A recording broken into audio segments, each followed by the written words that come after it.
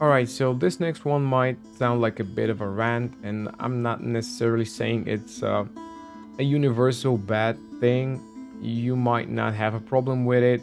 And Obviously, I'm enjoying D4 for what it is right now, and I think it's proof enough that I hadn't touched another game ever since I came out.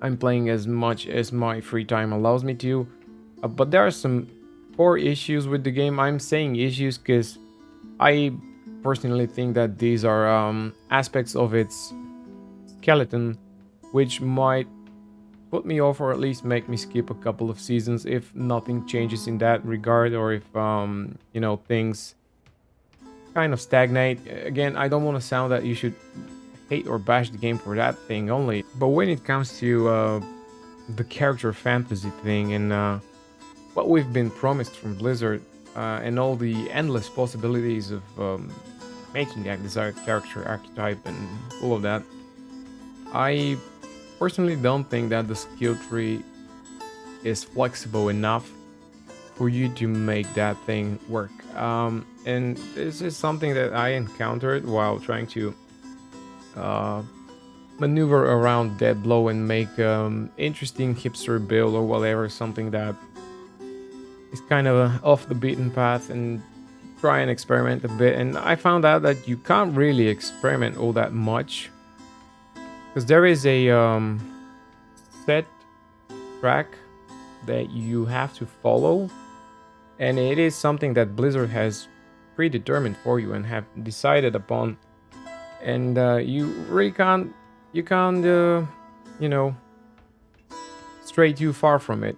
What I'm talking about is the redistribution of your skill points and how you have to spend certain points into certain clusters so that you can progress onwards, and how that might not be in favor of the build you're trying to experiment with or to achieve efficiency with. So I started off with Dead Blow and having a core skill to dump my Fury, and I was having a kind of a okayish setup with double swing. I had my gloves with +4 to double swing. I wanted to dump my points into double swing. I wanted to point my points into Dead Blow, and the rest was just supplementing that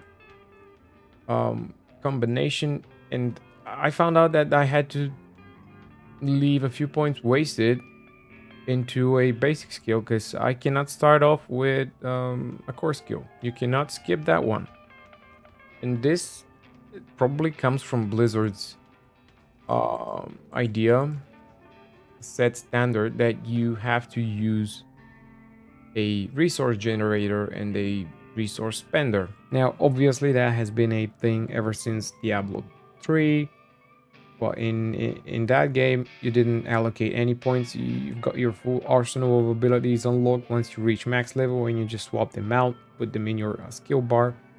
In Diablo 2, it has a system that's closer to the fourth game, but then again, with patch 1.10, I believe, they introduced the synergies, and that kind of tackled the problem, and you were not always wasting these points. For example, if you spend points into the first skill of your skill tree that goes down towards, let's say, Blizzard, that might be Frostbolt, I don't remember, but you're getting damage for your Blizzard, let's say, or some utility or something for your build. You don't have that in Diablo 4. You get nothing if you don't want to use that skill. So essentially, you have a couple of points that go into nothing. And have you noticed how difficult it is to respec without spending a few frustrating minutes of figuring it out which point to unlearn so that you do not break the chain towards the next cluster, so that you can, you know what I mean? It's like you cannot just unlearn a point from you cannot, for example, unlearn one of the upgrades so that you can try the other one. You have to unlearn uh, a point further down the road so you don't break the connection to the next. It's just a bit insane. I don't think that anyone thought this through. If I am missing something, please just point me in the right direction. But Right now, it just feels like a nuisance and a waste of gold and time. I don't know what the solution is. I'm looking at it from a player's perspective. Obviously, I don't uh, have the scope of a game developer, and I do not have the capacity to consider all the outcomes and all the repercussions that might come after you, you know, invert something into that system, or if you add something new, or if you change some of the logic to it. For example, I can probably think of the easiest and the no-brainer solution. Make it level based. For example, level 10, you can now spend points from core skills onwards and not having to spend in the basic skill. Level 20, defensive skills. Like, I mean, this should be applicable for all characters. Obviously, I'm just giving the bard as an example. If you can get ranks from your gear pieces, for example, you've got +2 double swing. Okay, you put that weapon or whatever. I mean, not weapon, bracers. Now you have +2 to double swing. It's a core skill. You get these points into it. Make it so that it counts for that they've been spent. But right now you gotta spend another point into it so that you can upgrade. Yeah, because if you unequip that weapon, what happens? You gotta get a prompt like to spend some gold and unlearn these upgrades. But what I mean, it's obviously it's not that easy. But I just feel that if these minor nuisances were to be fixed, the game would be much more enjoyable to play, at least for me, and I'm sure that for all of us. Now, since we're already talking about things that we want to see added or changed or updated with the seasonal content, I might philosophize a bit on the season of the Malignant, since it's the hot talk of the day. It's been announced yesterday, and I can see a large portion of the community on the verge of outrage, and people out there are saying that this is not the content that the game needed. This is not the end game that we wanted. This is not the update that people were expecting, and I can totally 100% agree on that one. We just have to look at this from a different angle, probably from a couple of different angles. And first off, this is something that Blizzard has had prepped up and ready to ship months before the game's release, maybe even before the beta waves and all the feedback that they had been receiving from us for the first couple of months before the release, last couple of months before the release, I meant. And it is only natural that they had this thing prepped up. They would not want to spend a month developing it after they already have a live service game to take care of, and a hotfix and patch and whatever. So yeah, but on the other hand, if this is your best bet at winning people back or hooking them to grind that thing again, or winning new players into the fold, or pushing these people who had been on the verge of deciding whether they should buy the game or not, and if this is your chance to do it, maybe it's not enough. And not only because it is lacking content, because let's say we compare it to Path of Exile, because a lot of people are saying this is a watered down version of PoE's league mechanics. Well, uh, my memory is a bit fuzzy, and it's been like how many years ago? I don't remember actually, but the first Path of Exiles league wasn't that much either. But then again, grinding gear games hadn't been like that huge company that Blizzard is right now, and even though they had been setting that standard ever since then, and it's been a standard that every other ARPG out there, regardless of the scope of its company, has had to keep like track of and has had to compete with for the last couple of years. But if major issues like the resistances, for example, a thing that the community has been pretty vocal about, is being shelved and postponed until season 2 or whatever, and this is something that's close to 4 months from now, I don't think that this is a good sign. At least I have no idea why this would take that long. Maybe the guy who made the code and made the formula isn't with Blizzard anymore, who knows.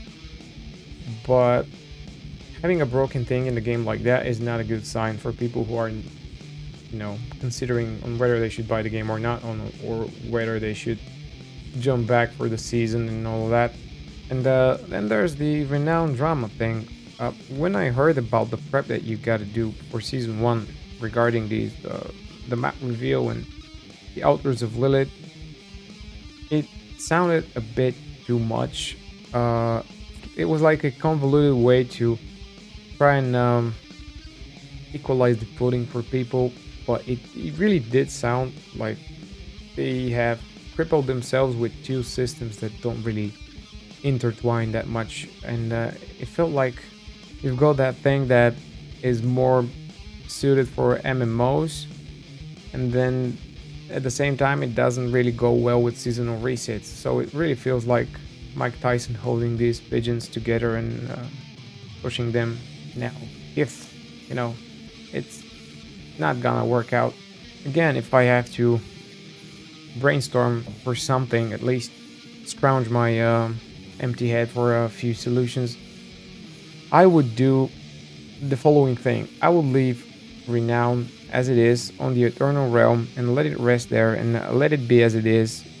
Like, if people want to play on Standard or Eternal Realm or whatever, and for example, they buy a copy of the game and they just don't want to bother with seasons, they jump into the Eternal Realm and they start off as all of us started, like in the start of June. Start grinding out that renown with quests, with counters of Lilith, with whatever. Just get your oboes, max oboes, like paragons, gold, skill points, everything. Let it be as it is, as it has been, and leave it like that. While on the seasonal realm, just make these paragon points, skill points, max oboes, the gold, and all that. Make it achievable through your seasonal journey. Just remove all these stupid things that I've seen in the seasonal journey representation. It was like legendary aspects and what was it, some currency and fuck that. Just take the renown rewards from the Eternal Realm applicable for your seasonal journey and make the actual renown grind for those who really want to grind it again. I know there are people out there who want to do it for some reason. Give them some incentive to do it, like give cosmetics, give some currency for cosmetics. Make it so that, you know, these people could show off for their prowess or for their stubbornness or for their grit. Just give them some cosmetics, some cool shit, so that they could parade with, and everyone knows that they've had the guts to do it all over again. On the other hand, I'm kind of hyped for the new uniques and the new aspects. I just wish that they weren't that focused on aspects right now, because it really feels like Blizzard are trying to orbit around the aspects and trying to build power around these. Maybe they should just focus on stuff that goes along with it, like new glyphs, or just some add some shit to the Paragon. Maybe add unique glyphs. I don't know.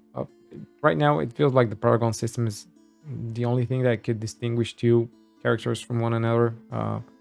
If you're both playing, let's say, a Whirlwind, you're kind of tied to the same skill tree setup, same items, but in the end, you can go different Paragon paths. And I think this is really a cool thing. I did not expect the Paragon to be like that. I expected it to be more bland and more basic. It kind of, I'm kind of okay with the current iteration of Paragon. I just wish that we could expand more on that one and add more depth to it. Again, that's what it would add more variance to your character fantasy. Rant mode off. Hope to see you guys around when the season launches. If not, it's not the end of the world. Plenty of other great ARPGs out there for you to sink your teeth in. Most important thing is to have fun and bash some skulls while you're at it. See you next time, and bye bye.